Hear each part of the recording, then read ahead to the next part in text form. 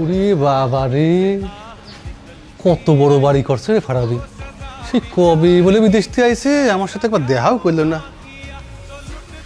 কি রে রাফি, ওই শুনলাম ফারাবি বলে বিদেশ থেকে আইছে, তা এই পর্যন্ত দেখা করল না কোনেও। আরে বাবাজি, আমার ভাইস্তে কেমন আছে? সরে জানা তুই কাকার গায়ে হাত দিলি কেন? চাচা কিন্তু আমাদের বাবার মতন। বাবার মতন কিন্তু বাবা না। সে যদি আমাদের বাবার মতোই হতো তাহলে তার উচিত ছিল আমাদের পাশে এসে দাঁড়ানো, কিন্তু সে সেই সময় কি করছে আমার সাথে জানিস? সেটা যদি তুই জানতি তাহলে কখনো আজকে এই কথা বলতি না। দেখ বাবা, তুই কিন্তু আমার ভুল বুঝতেছিস। ভুল বুঝতেছি? আপনি কি করছিলেন আপনার মনে আছে? 4 বছর আগে যখন আমি আপনাদের দাঁড়ে দাঁড়ে গিয়ে কয়টা টাকার জন্য এক প্রকার ভিক্ষাই চাইছিলাম, আপনি কি বলছিলেন মনে পড়ে না সেই কথা? আমি কিন্তু একটা কথাও ভুলি নাই, একটু মনে করেন তো চাচা, সেই সময় আপনি কি বলছিলেন?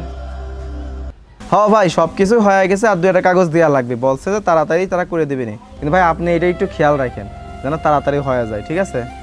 আচ্ছা ভাই, তাহলে রাখতেছি। এই রাফি, হ্যাঁ ভাইয়া। এই আমার এই এনআইডি কার্ডটা একটু ফটোকপি করে নিতে ভাই তো। আচ্ছা ঠিক আছে ভাইয়া। আচ্ছা এই শোন, হ্যাঁ ভাইয়া। এই বড় চাচা দেখছিস? হ্যাঁ ভাইয়া, দেখলাম যে কাকু দেখলাম এই সিদ্ধ দোকানে বসে, চায়ের দোকানে বসে আছে। ও মোড়ে পার, আচ্ছা ঠিক আছে, যা তাহলে আমি যাচ্ছি, চাচার সাথে কথা আছে। এই বলে একটা রাস্তা, এই রাস্তায় আসলে পরে লুঙ্গি ইচ্ছা করে মাথায় তুলে নাচছি। হ্যাঁ, এই রাস্তাতে মানুষ হাঁটে কি করে, গাড়ি ঘোড়া চলে কি করে? প্রতিবার নির্বাচন আসলে পারে তখন মেম্বার চেয়ারম্যানরা ভোট চাওয়ার জন্য বারে বার চলে আসে। এবার আসুক, এবার ভোট চাতে আসুক, এবার আগে রাস্তা ঠিক করে দিতে, হ্যাঁ একটা কালবার দিতে, তা না হলে পারে কোনো ভোট টোট নাই। নির্বাচনের আগে আসলে সবাই ভালো ভালো কথা কয়, আর নির্বাচন চলে গেলে রাস্তার দিকে তাকাই না। এবার আসুক। দেখছো কাম কাজ, দেখছো এই জন্যই আমার রাগ হয়। ইটগুন কেমা করে এনে এলোমেলো করে ফেলা রাখছে। অনেক কত সুন্দর জায়গা রয়েছে, অনেক কটা সাজানিও রয়েছে, তাহলে ইটগুন হোনা নিয়ে যায় সাজা না, হেনে নিয়ে কাজে দিবি। কাকা আসসালামু আলাইকুম। আসসালাম। কি রে? এ কাকা, ওই চার দোকানে গেলাম, আপনি নাকি চার দোকানে ছিলেন, ওইখানেও নাই। পরে বাড়ির উপর পেলাম, কাকি বললো আপনি নাকি এখানে এসে ইট দেখাশোনা করতেছেন, তাই এখানে চলে আসলাম। হ্যাঁ, ওই যে ইট কেমন এলোমেলো করে ফেলা রাখছে, ওটা দেখতেছিলাম। তা কি মনে করে আছিস সেই দেখো। তো কাকা আপনি তো সবই জানেন যে আমি একটু বিদেশ যাব, এই জন্যই একটু কাজ কাম করতেছিলাম। তো এখন তো টাকা পয়সার অনেক দরকার, কিন্তু আব্বা তো আর টাকা পয়সা রেখে যায় নাই, আপনি তো সবই জানেন।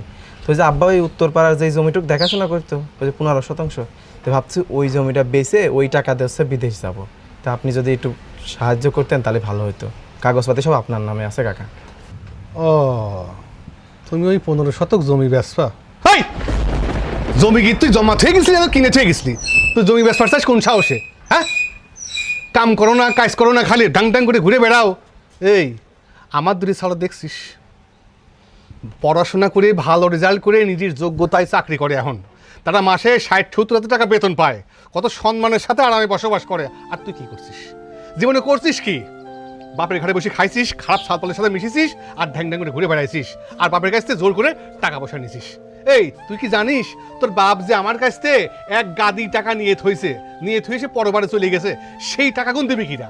আবার তুমি আইছো জমি বেচবার। জমি কি এত সোজা নাকি? আমি আর তোর বাপ মিলে মাথার ঘাম পায়ে ফেলা ওই জমি করছিলাম, আর সেই জমিতে আবার তোর বাপ আমার কাছে টাকা নিয়ে রাখছে, সে টাকা শোধ দেওয়ার খোঁজ নাই। তুমি আইছো জমি বেচবার। হ্যাঁ, জমি কি তোমার নামে? তুমি জমি বেচবার আইছো? এই তোর গোষ্ঠীতে কেউ কোনোদিন বিদেশ গেছে? হ্যাঁ, তুই বিদেশ যাবার চাইস কে? দেশে কাম নাই, তুমি দেশে কাম করে খাবার পারো না? নো, ছোটছে বিদেশ যাবি। এই বিদেশ যাওয়ার কথা নিয়ে যদি কোনোদিন আবার আইসিস আমার কাছে টাকা চাবার, তাহলে কিন্তু তোর আমি, আর ভালো করে একটা কথা শুনি রাখ, যদি কারো কাছ থেকে টাকা নিয়ে বিদেশ যাস আর সেই টাকার জন্য যদি মানুষ আমার কাছে এসে চাপ দেয়, তাহলে কিন্তু তোর আমি পাড়া মারি ফেলা মনে। আমার সামনে সর।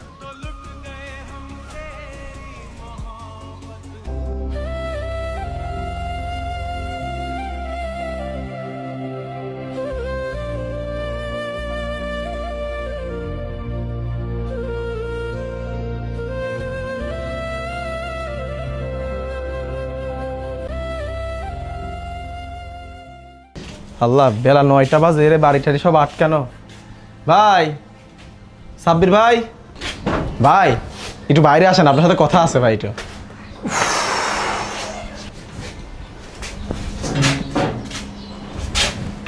কিরে ফারাবি, এত সকালবেলা তুই এখানে কেন? কি হয়েছে? ভাই ওই একটা খুশির সংবাদ দিবার আসছিলাম। তা আপনি তো জানেন যে আমি হচ্ছে যে বিদেশ যাব, তাই বিদেশ যাওয়ার ব্যাপারে একটু কথাবার্তা বলতে আসছিলাম।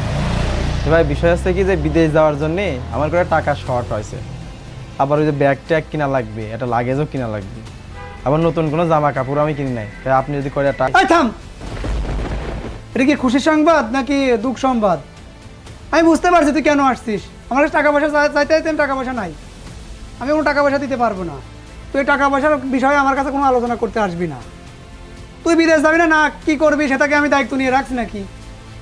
আর তুই যা তো, তোর সহলে আমার মিজাজটা খারাপ করে দিলি, আমার ভালো লাগছে না তোর সাথে কথা বলতে। তুই কি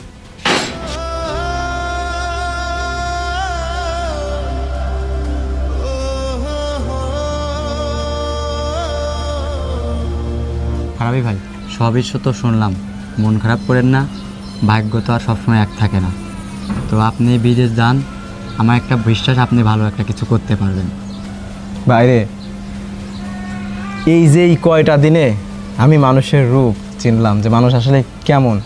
এই যে এতদিন আমি দেশে থাকলাম, কত মানুষের জন্য কত কিছু করলাম, আজকে যখন তাদের কাছে বলতে গেলাম যে আমার সামান্য কয়টা টাকার প্রয়োজন, তারা আমার সাথে কুকুরের মতো ব্যবহার করলো। আমি কি তাদের কাছে একবারও বলছিলাম যে এই টাকা আমি তাদের ফেরত দেবো না? আমি তো বিদেশ গেলে পরে কষ্ট করে হলেও যেভাবেই হোক ওই টাকা ইনকাম করে তাদের আগে ফেরত দিয়ে দিতাম। কিন্তু তারা আজকে আমার সাথে যেরকম ব্যবহার করলো, কিন্তু একজন মানুষ আর একজন মানুষের সাথে করে না। আমার যদি সামর্থ্য থাকতো তাহলে আমি অবশ্যই আপনাকে টাকাগুলো দিতাম। আমি আমার পরিবার কাছ থেকে টাকাগুলো নিয়ে চলি। আরে আমি তো সবার কাছে চাই নাই রে, যাদের সামর্থ্য ছিল তারাই আমার পাশে এসে দাঁড়ালো না। আর তুমি তো বেকার। আমার চাচা, আমার ভাই, ওরা আমার সাথে যে ব্যবহারটা করলো, এতে দেখে মনে হলো আমার বোধহয় আর বিদেশ যাওয়া হবে না। তারপরেও চেষ্টা করতেছি, বাকিটা উপরওয়ালার হাতে। ঠিক আছে ভাই, তাহলে তুমি থাকো, আমি আর একটু চেষ্টা করে দেখি। বৃষ্টি বৃষ্টি হতে পারে রে, তারপরেও শুকায় না, এগুলো একটু শুকা দিই। ভাই আমি সবই শুনছি, এখানে 8,000 টাকা আছে, আপনি লাগেজ জুতা যা লাগে কিনে নেন। ও পারভেজ, এই এতগুলো টাকা তুমি কনে পাইলে? আমার একটা টাচ ফোন ছিল না, ওইটা বিক্রি করে দিছি। হ্যাঁ, তোমার টাচ মোবাইল তুমি বেঁচে দিয়েছো আমার জন্যে? হায় রে আমার ভাই রে, তুই তো আমার রক্তের কোনো সম্পর্ক নাই, কিন্তু যাদের সাথে আমার রক্তের সম্পর্ক, যাদের লাখ টাকা দেওয়ার সামর্থ্য আছে, তারা কেউ আমার সাহায্য করলো না। ও পারভেজ ভাই, আমি কথা দিচ্ছি, আমি বিদেশ যাইনি, দেশের সবচেয়ে দামি মোবাইলটা তোমার আমি কিনে দেবো। ভাই ওই সব কিছু লাগবে না, আপনি ভালোভাবে বিদেশে যান, আল্লাহর কাছে দোয়া করি আপনি সহি সাল্লামতে যা পৌঁছান, জীবনে উন্নতি করেন, সফল হন, এই দোয়াই করি। ভাই রে, আমি চেষ্টায় আছি, ইনশাল্লাহ আমি ভালো কিছুই করব। তবে যে তুমি যে সাহায্যটা আমার করলে, আমার আপন চাচা, আমার আপন চাচাতো ভাই, তারা আমার সাথে কুকুরের মতো ব্যবহার করছে, তারা দূর দূর করে আমার খেদা দিয়েছে। কিন্তু তুমি যে হেল্পটা করলে, খালি দোয়া করো যেন আমি এখানে সফল কাম হতে পারি। ঠিক আছে ভাই, আসো ঘরের ভিতরে আসো। তাহলে বুঝতে পারলে রাফি, 4 বছর আগে চাচা কি করছিল? কি চাচা মনে পড়ছে সব? বাবারে, আমার সবই মনে আছে, কিন্তু তখন যদি আমি এই ব্যাপারটা না করতাম, তাহলে কি তুই এত বড় আলিশান বাড়ি করতে পারতি বাজান? ও মানে এখন আমি এই বাড়িটা করছি, এই বাড়ির উপরে নজর লাগতেছে। 4টা বছর খাইয়ে না খাইয়ে ওই বিদেশ থেকে আমি কাজ করছি, শুধুমাত্র একটা কারণে, যে আপনি আমার রক্তের মানুষ, আমার চাচা আমার সাথে যে এই ব্যবহারটা করছে। আরে কাকা, আপনার তো উচিত ছিল যে এই এতিম দুইটার পাশে এসে আপনার দাঁড়ানো। আমার বাবা মারা গেছে, তখন তো আপনিই আমার বাবা ছিলেন, কিন্তু আপনি তখন আমাদের সাথে কি ব্যবহারটা করছেন?